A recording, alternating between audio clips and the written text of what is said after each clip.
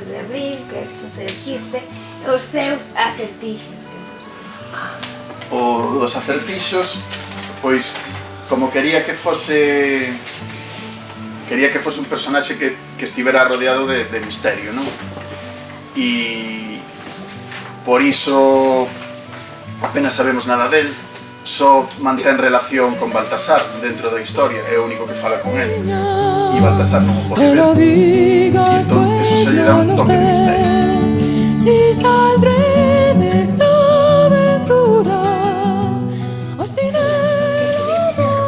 E pregúntame se te gustou a tua experiencia nese país. A ver, gustoume moito o país, a experiencia foi un pouco dura. E explico, estiven ali traballando e dentro do traballo que tiñamos que facer tivemos moitas dificultades de todo tipo. Desde que non sabíamos o idioma, desde que non coñecíamos moito o país, como funcionaba en certas cousas. O tempo foi horrible, porque estiven ali pois un inverno e... Conta unha historia, non che deixaron ser Baltasar, can serías? ¿Qué sería? Espero que a Escarabullo non. Ese será su cuñero. Eso. O Castillo. Sí, o Castillo, o Castañeiro, pode ser. O pai. O pai. A querida non. Pois eu preferiría ser Boto. Casi non había complicaciones. Me lo digas pues, no lo sé. Non sei se me gustaría ser Buto, pero sí que tal vez o meu personaxe favorito despois de Tampouco eran bromas tan malas, só manchar as maus. un pouco de xabón se solucionaba. Tampouco é verdade. Dime. Por que elixiches poñer un neno cego en vez de poñer un neno ou nena sen ninguna dificultade? Pois para iso, para un pouco para suliñar, para resaltar o carácter do propio neno de Baltasar. El quise poñer por diante todas as dificultades do mundo. A nai non lle vivía, o pai vivía, estaba lonxe, as tías son como son, el ademais era cego. Tiñamos a vida, decidiu poñerlle diante moitas dificultades, pero el nunca se rende, xa de sempre as vai superando con moitísima valentía e con ilusión. Entón un pouquinho para resaltar o carácter ese de valentía que tiña Baltasar. Foi unha dificultade máis que lle quise poñer por diante.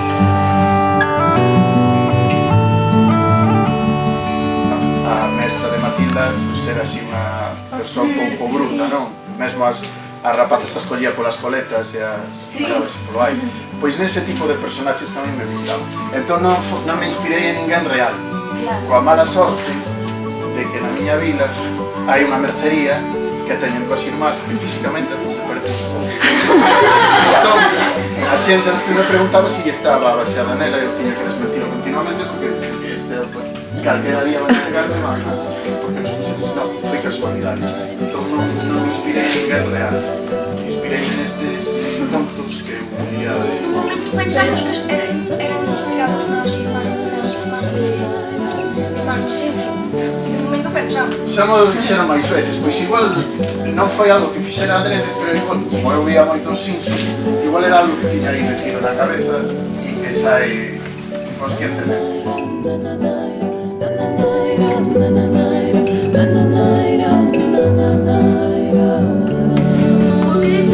Por que decidiches facer que Baltasar vendera soldadiños e bailarinas?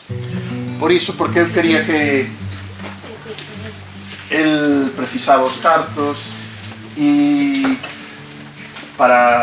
porque tiña a idea de ir reunirse co seu pai, non? E entón el quería xuntar eses cartos para poder ter a posibilidade disso. E evidentemente as súas tías non lle iban dar os cartos, polo contrario, que los quitaban.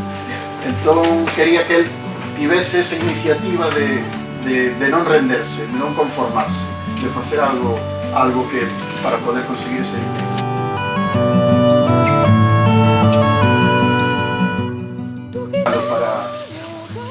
Para facer outras cousas, outros libros que me encargaron. Entón xa tiven que deixalos xa un par de veces e despois retomalo. E é un traballo bastante aburrido. No sentido non escribir, que a min escribir encanta. Pero si deixar un libro pola metade e despois volver a él, tens que volver a lelo inteiro, volver a meterte un poquinho nese mundo, costa un pouco.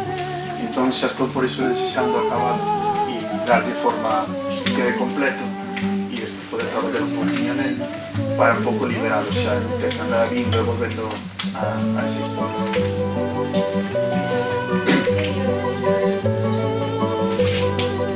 Eu penso que de todos un pouco é un pai que ten así todos aqueles. É verdade que co que vos falaba antes con Xildas teño un cariño especial por ser o primeiro e porque aproveitei moitas historias que eu escoitaba na casa de neno. Esas historias pues, un poquinho de ventas a ese libro. E despois co Castañeiro porque tamén me deu a posibilidade de ter moitos lectores e de falar con moita xente. Moita xente poides chegar a historia. Entón tamén eu diría que eses dous son os que máis, non sei se máis orgulloso, pero sí que máis cariño teño.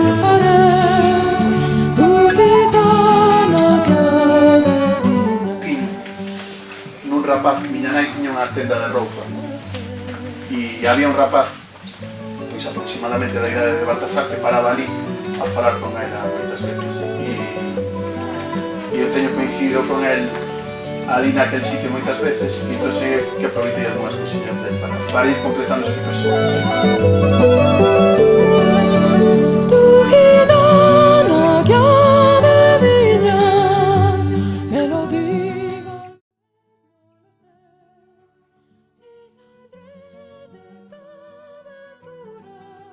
Podese vender en formato digital e tal, pois hai moitas máis facilidades para poder asumir ti todo o traballo, pero non é bueno, como antes. non terías tanto tempo para seguir máis libros, porque Claro, entre que tens que atender e todo iso. Exacto. Terías que facer ti o traballo de libreiro, o traballo de editor, e xa non che digo de ilustrador como que de dibuixo. O personaxe de Celidonio, como se te correu? O personaxe de Celidonio sí que tamén me basei un pouquiño no señor que había por... Pois sí que podes hacer unha obra. Pero, bueno, son personaxes así típicos das vilas pequenas, o taberneiro, o zapateiro, todos hai, todas as vilas hai a mí. E Celidonio sí un poquinho pensando naquel señor.